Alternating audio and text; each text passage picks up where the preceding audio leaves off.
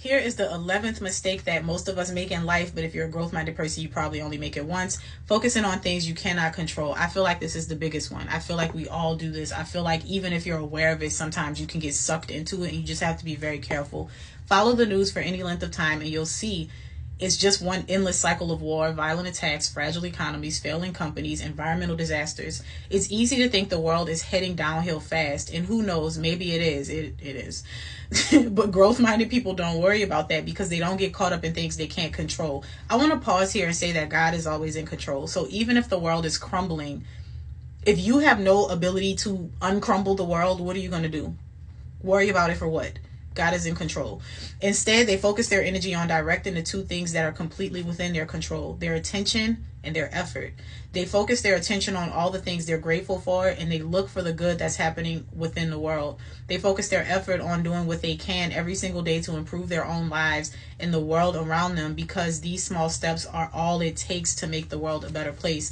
And I think that that's an interesting thing too, because I'll go back to the example I mentioned in another one of these videos. There are people who will overwhelm themselves with things that they cannot control before they actually take action. So when I talk about posting on social media and just getting started and doing it, people who have never posted before will start saying things like, well, what if the algorithm flops my video? I mean, what if it does, but do you even have a video for it to flop for you to know if that even is applicable to you?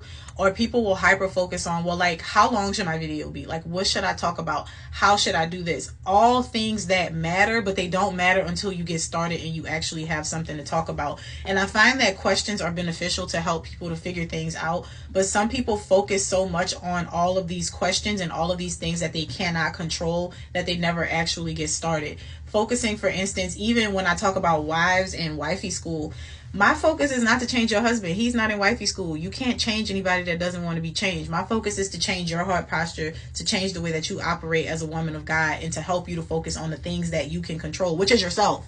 You can't control that man and whatever he do. Nobody cares, right?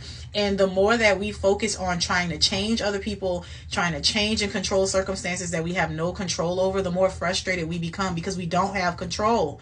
When we work on what we can control and we do the things that we can control, when we improve ourselves in the way that we can actually help to do so, that's when we get better. That's when we feel better. And that's when we actually see results, because we focus on the things that matter.